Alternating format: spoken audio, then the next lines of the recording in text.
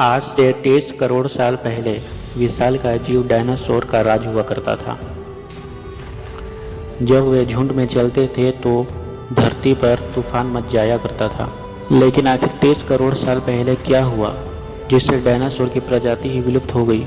आखिर क्या कारण है डायनासोर विलुप्त होने की? क्या डायनासोर से पहले धरती में कोई और जीव था? और डायनासोर का जन्म कब हुआ था? आइए जानते हैं हम इस वीडियो में।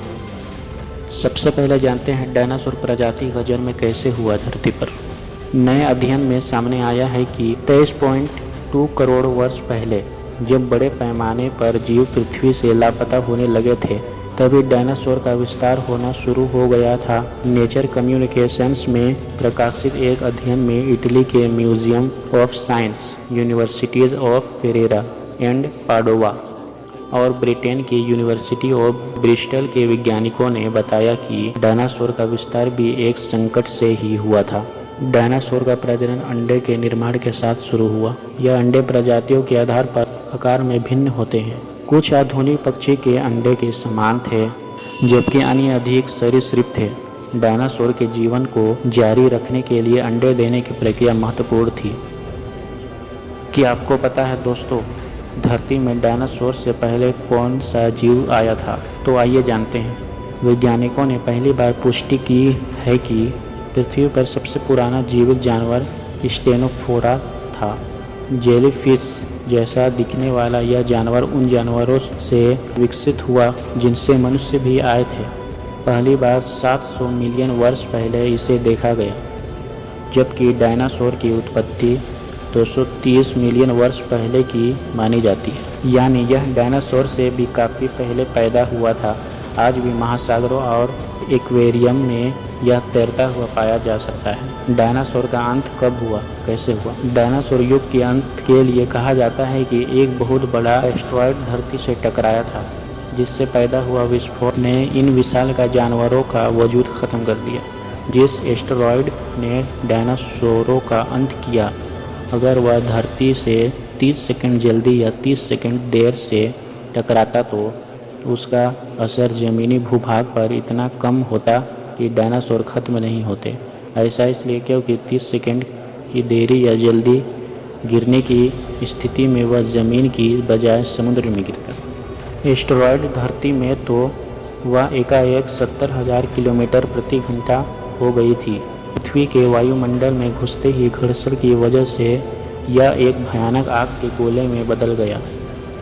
यह बहुत रफ्तार से धरती की ओर बढ़ रहा था। इसकी चमक इतनी अधिक थी कि धरती पर टकराने से पहले ही हजारों जीव आग के गोले को देखकर पूरी तरह अंधे हो चुके थे।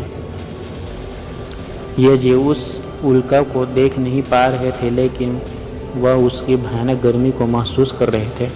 कुछ ही क्षण में यह एस्टेरॉयड मैक्सिको की भूमि के पास ज़मीन से टकराता है और लगभग 35,000 डिग्री सेल्सियस की ऊर्जा वाला एक भयंकर विस्फोट होता है।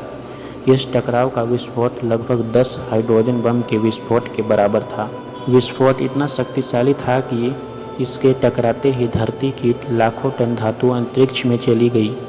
टकराव वाली जगह पर 180 किलोमीटर चौड़ा और 20 किलोमीटर गहरा गड्ढा बन गया।